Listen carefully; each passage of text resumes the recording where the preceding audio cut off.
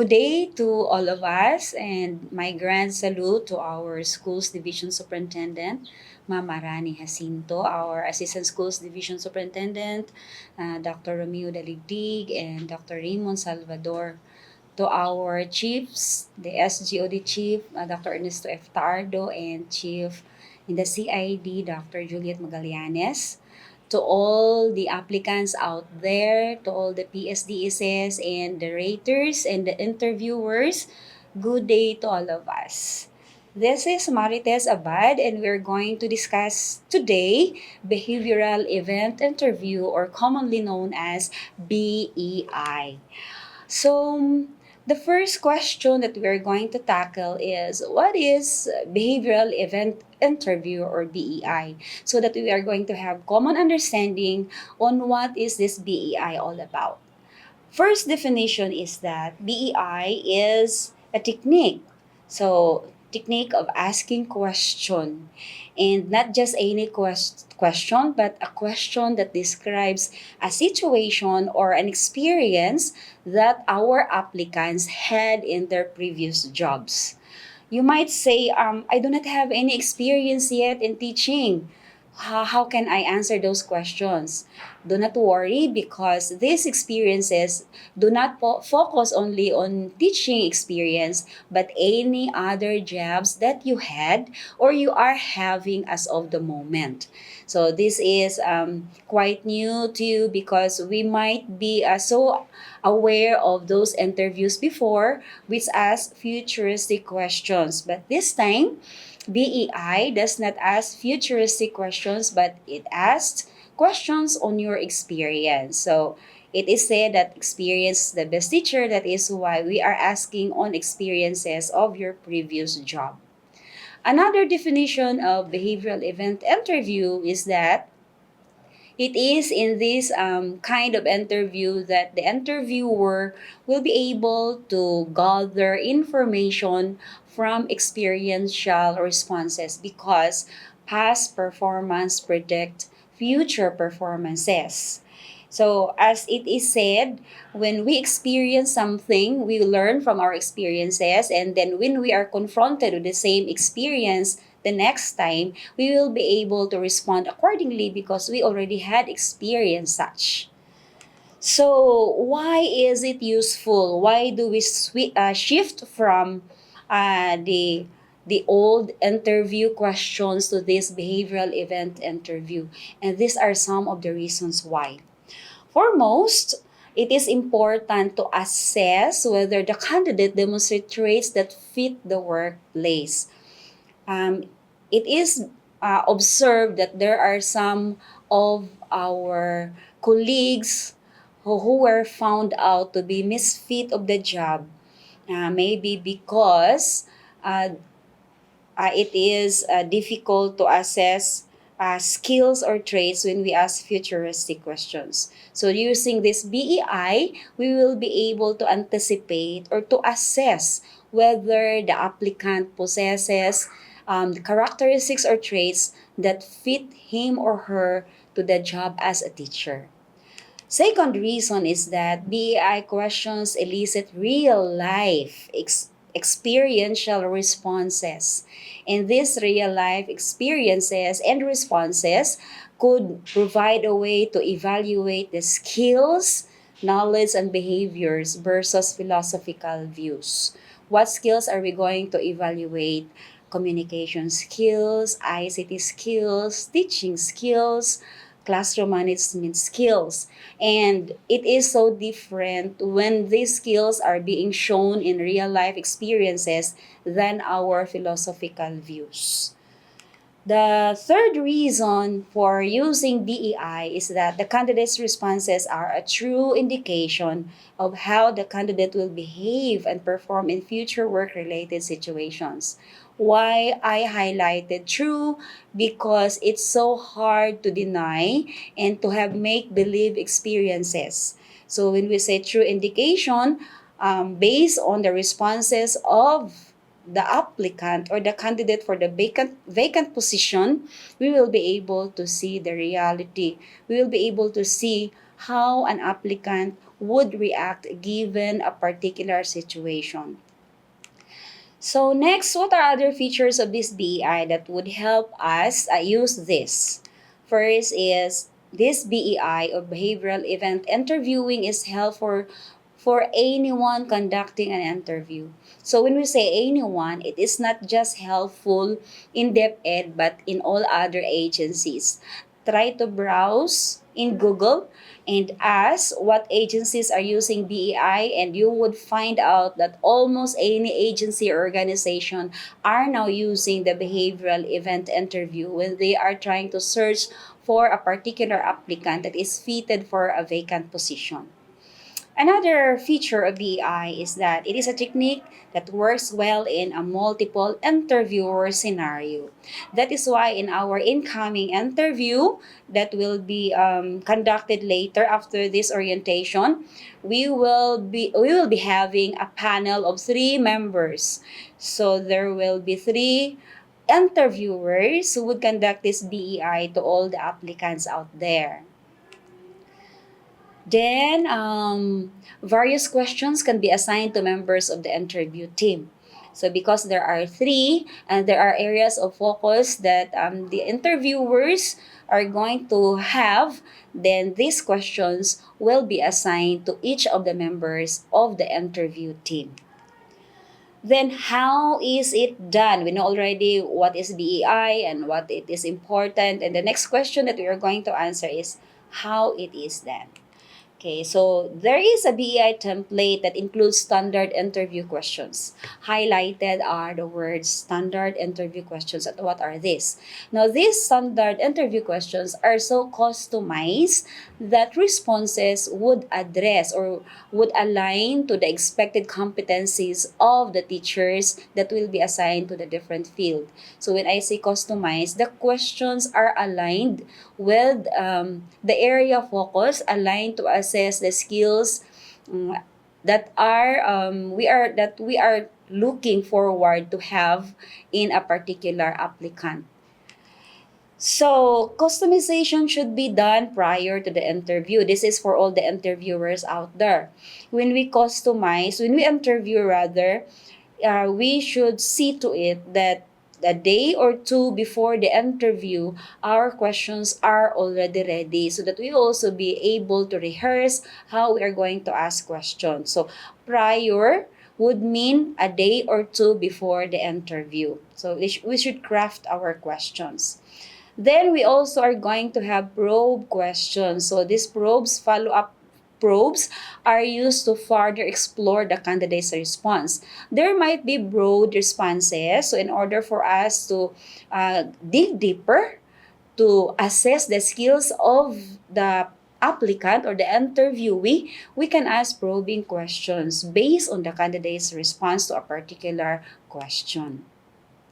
Then, in order to avoid redundancy and when time is limited, it is beneficial to assign areas of focus. So, as I said earlier, based on DepEd Order Number 7, series of 2015, there are 3 areas of focus that we are going to assess as interviewers, assess on the skills. And there should be specific questions to each of the area focus, which one of the member should ask. Then how is BEI being implemented? So here are the basic steps. So there are only 4 basic parts when we conduct the BEI or the behavioral event interview. First of which is the warm-up, followed by the interview proper, and then the exit dialogue. And the last one of the most important, is the post-interview. What are we going to do with each basic part? Let's start with the warm-up. So the warm-up is just beginning with putting the candidate at ease because we know knees are trembling and hearts are beating fast when we are being interviewed. So we are going to put ourselves in the shoes of the interviewees. So we will begin with putting them at ease. So making him welcome. So what are we going to do or say in this stage of the interview?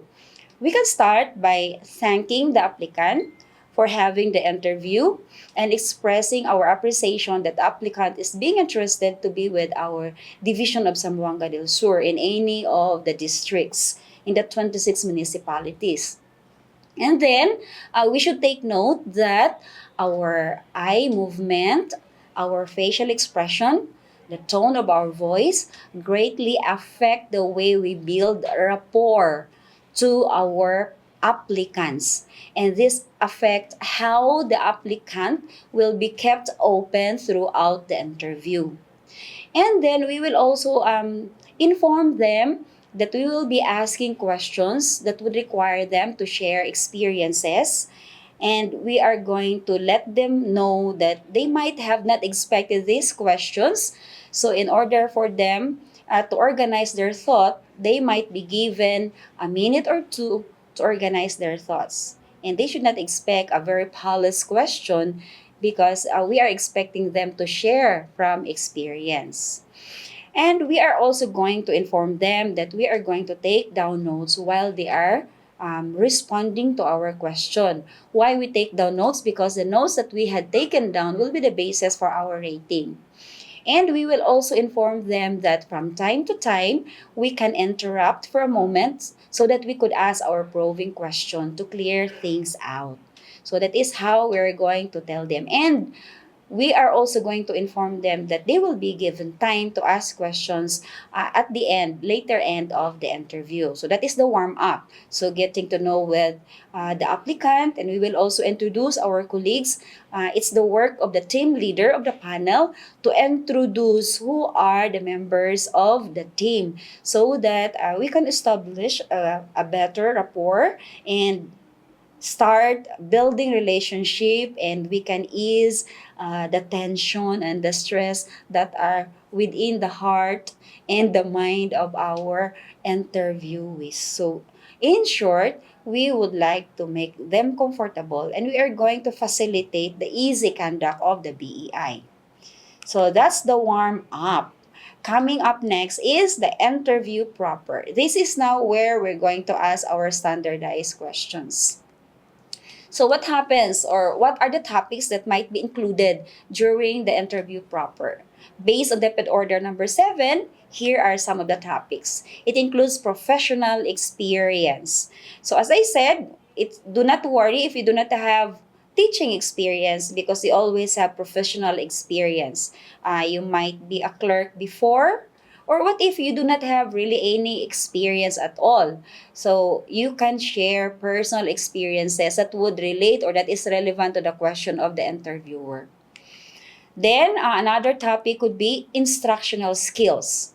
Of course, every teacher applicant has instructional skills even during your pre-service training, during the times that you studied Bachelor of Science in either elementary or secondary education, or you have industrial education. Next, you have technology and computer skills. This is one of the 21st century skills that all teachers must possess, even candidates for to become teachers. Because at this time, especially during the pandemic, when we are always required to go online, so we need to know whether you have this particular technology or computer skills. Then we also have classroom discipline. Whether virtual classroom or face-to-face classroom, this classroom discipline is very much important. Then you have planning skills because we always do our lesson planning. Then classroom management skills, and then you have knowledge of content and materials. This is very much important. This is where you will be asked your strategies and techniques of teaching, the theories of learning that you learn, the foundations of learning. These are some of the topics that fall under knowledge of content and materials. Then you have the relationship with administration, staff, and students. This is also very important. So how you deal with colleagues. And if again and again, if you do not have any experience yet, your relationship with your parents, your neighbors, and your friends would also be a very good experience to share. And that would be the basis that you're going to assess how good you are in inter and interpersonal relationships. the last one is your personal qualities. How you deal with the interviewer and your co-interviewees during the interview. Okay, let's move on to the three area focus that would be the gist of the interview based on DepEd Order number 7 series of 2015. First of these areas is the teaching ability. This would measure how an applicant demonstrate an appropriate knowledge of content and pedagogies. So your strategies of teaching, your techniques, and how you're going to handle a teaching learning situation. So there are other skills, or there are other areas that you should master. First is that you should be able to convey ideas and information clearly in this level of the interview. And then you can provide reasonable examples of effective lesson planning, instructional strategies, and or student assessment. So be ready with that. And then you are going to set concrete and ambitious goals for students' achievement, and then address the multiple and varied needs of your students. Next one that you need to demonstrate is you will be able to focus on achieving results with students. You indicate confidence that all students should be held to high standards, and you maintain high expectations for students when confronted with setbacks. Then you display to focus on the student's academic success, and you will be able to reflect on successes and failures. These are some indicators that you can demonstrate on the experience that you're going to share to your interviewer whenever you will be asked about your teaching skills. So let's have some sample questions. So I do not say that this question will be asked to you, but this is so close to the questions that might be asked to you. So everyone has some tasks or projects they feel more comfortable with than others. So think over the last 2 years or last 1 year or so and tell me about a task or project you work on that you really enjoyed, one where you really came alive. So if you notice, the question does not ask a teaching experience. It is not prescribing whatever experience you have. It is just asking you to share a particular project. It can be a school project, a community project, a barangay project, or a family project that you really feel comfortable. So when you are asked in this kind of question, remember the word STAR. STAR. So why is this star important? Because the interviewer will be taking down notes on the situation where you are in, that is the S, and then the task that you have based on the situation that you experience, and then what are the things, the activities that you did that you, in order to address a particular situation, and then what is or are the results. If you notice, you have star. So if you will not be able to complete the star, that's the time that the interviewee is going to ask probing question so that they will be able to get the complete data on the star that we are looking. So remember, S for situation, cite the situation, and what is the task expected of you, and what are the actions that you did undertake, and the results, whether positive or negative. But in this case, you are asked to share that positive experience because it is a project that you really feel comfortable and you came alive. So that is how simple it is. So another sample question in this area focus is comes this way. Now tell me about a task or a project that you did not enjoy. So it's the other way around. One that you hope you won't have to repeat. So try to think of those times that you failed in a project, maybe a class project, or a barangay project, or a family project. So, what's the situation? And what was the task expected of you? And what are the actions that you undertook? And what are the negative results that you wish you won't repeat? So, by your reactions, we will be able to foresee how you would become as a teacher when you will be hired. I hope that's good enough.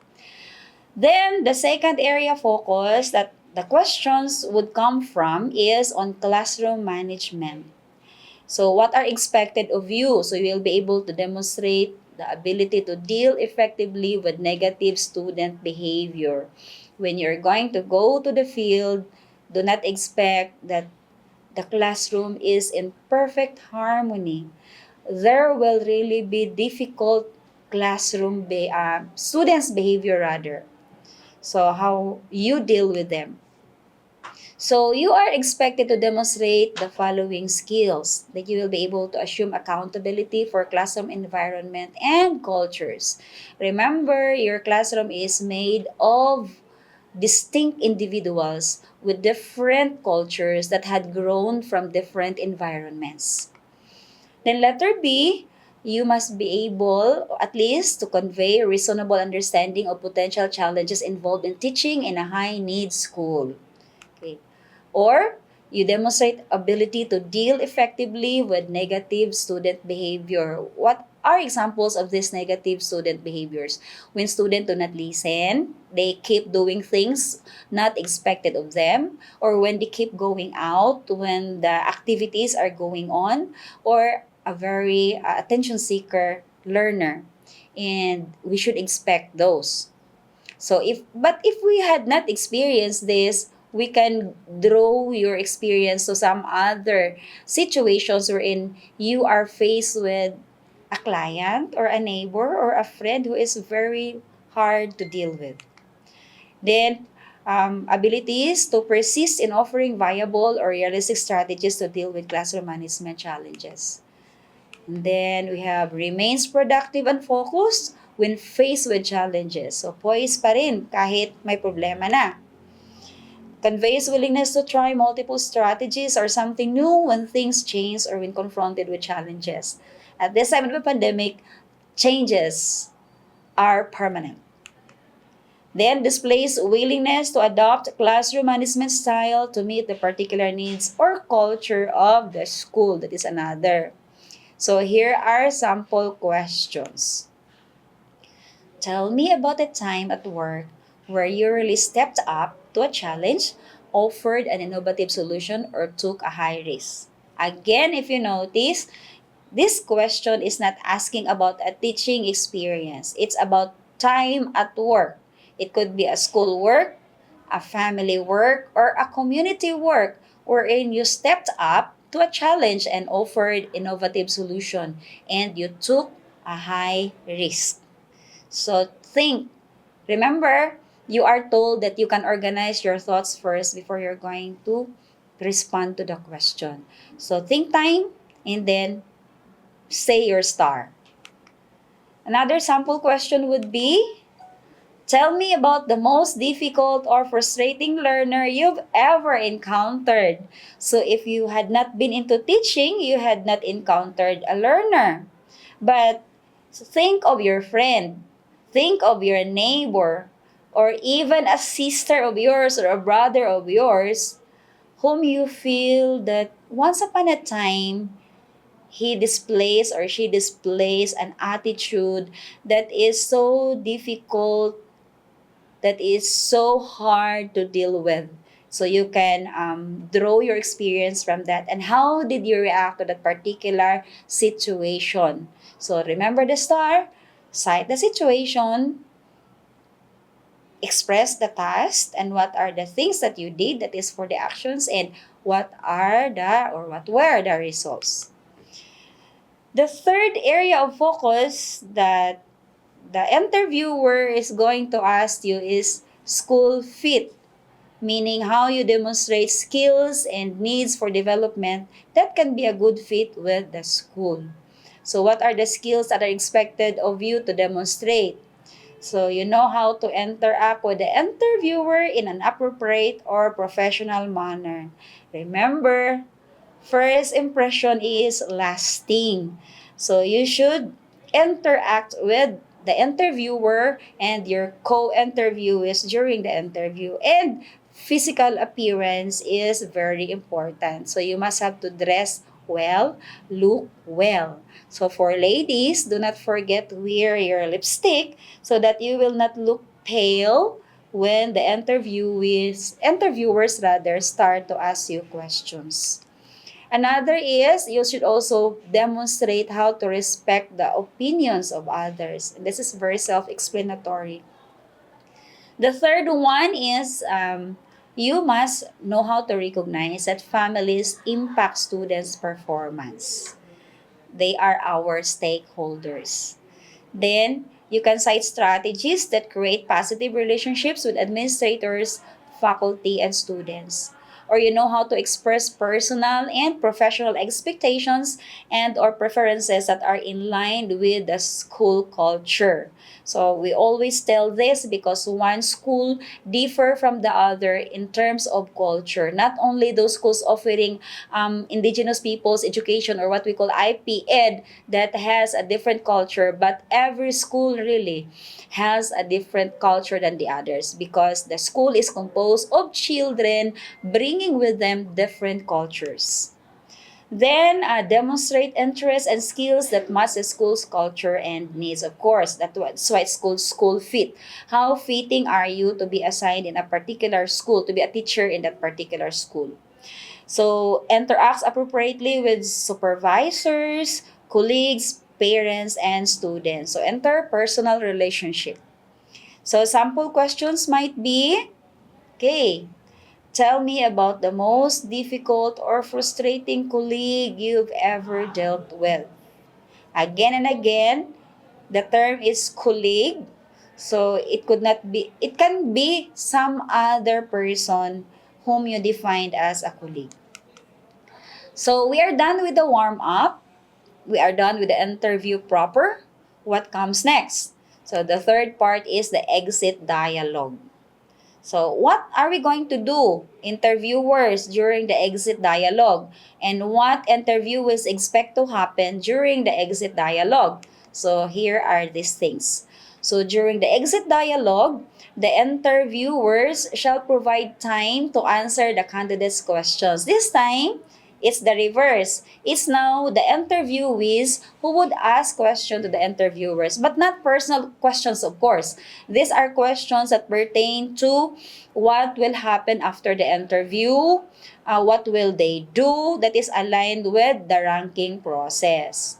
So I said earlier that the interviewers will assure the interviewee during the warm up that there will be a time that they will be allowed to ask questions.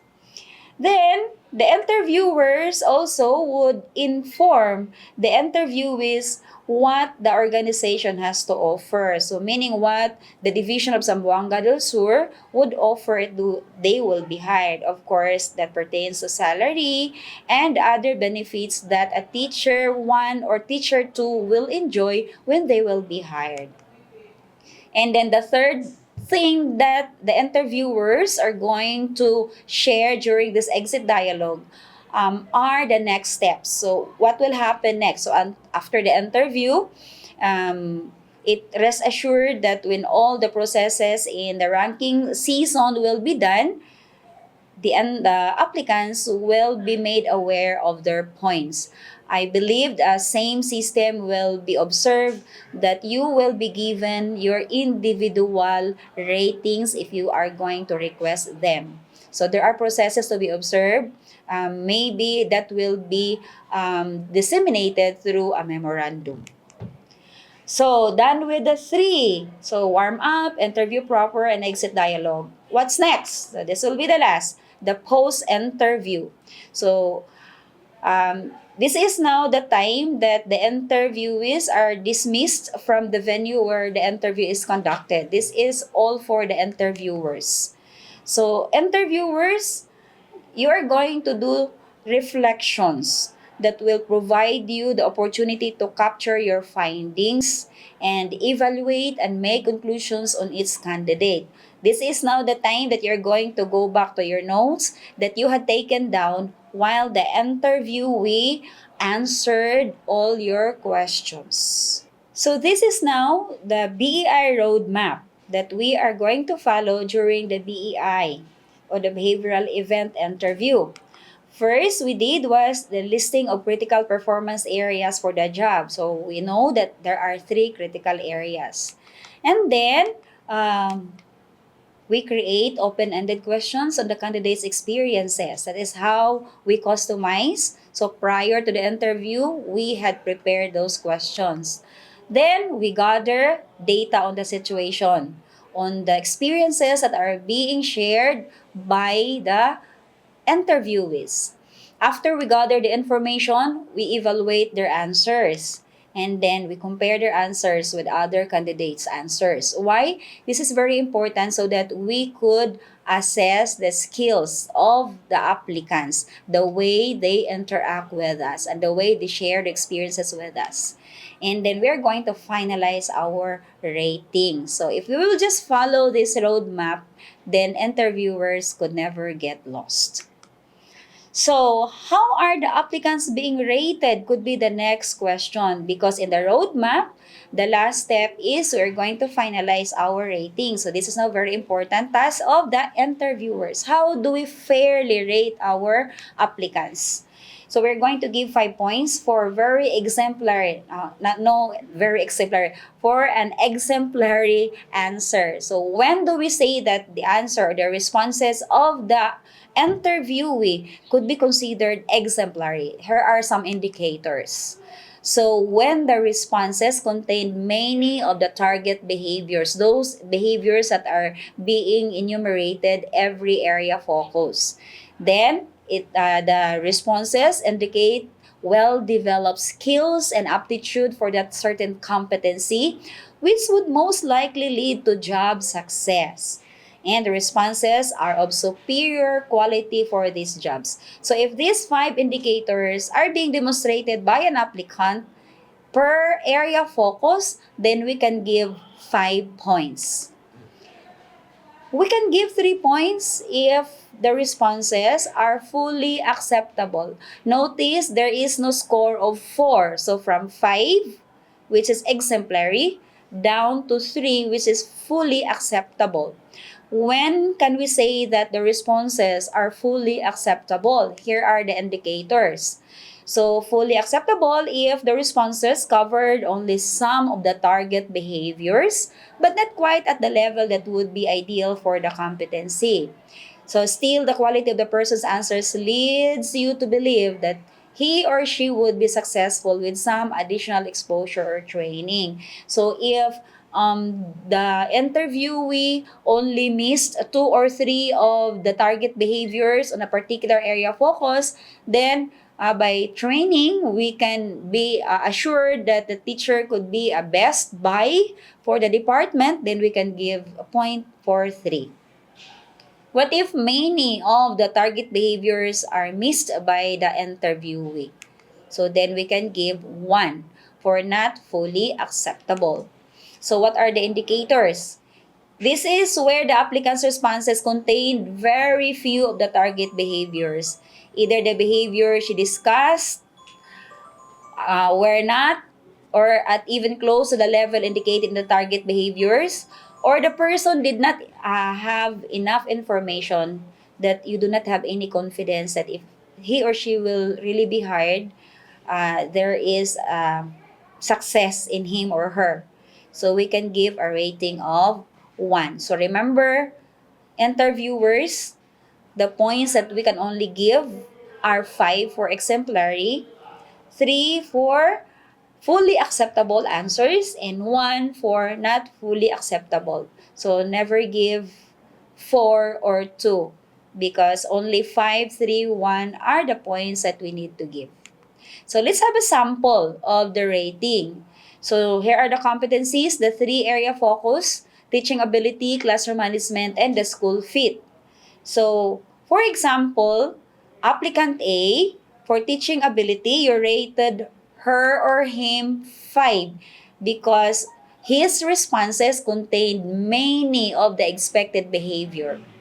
However, for classroom management, some of the expected behaviors are missing, so you just give 3 points for fully acceptable responses. And for school fit, because many of the behaviors are being demonstrated as shared to you by the applicant during the interview, so you give 5 points, total of 13. But that's not yet the point that the applicant will receive for the interview. So here is the formula based on DepEd Order number 7, series of 2015. 13, which is the total point, if we are going to go back here, so the points, the total is 13. So 13 as a total points garnered by the interviewee divided by 15. Why 15? Because that is the maximum, the total points expected to be met by the applicant.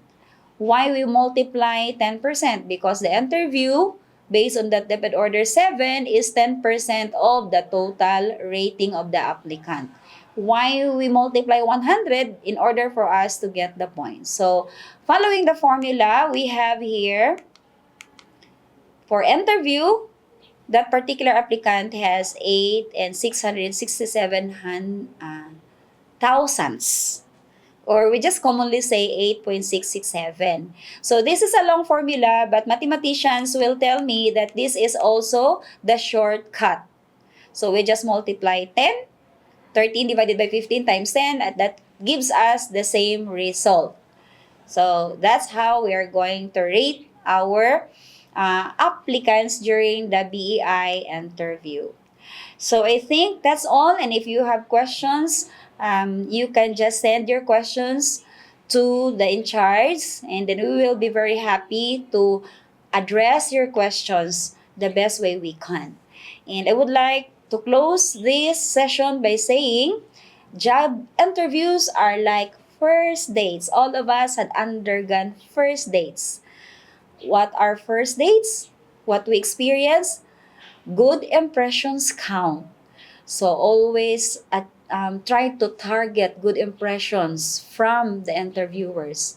And awkwardness can occur. So be ready to feel this awkwardness and try to conquer them. And outcomes are unpredictable. So just believe that God had given you talents, and this is not the time that you're going to open your window to showcase the talents that God had given you.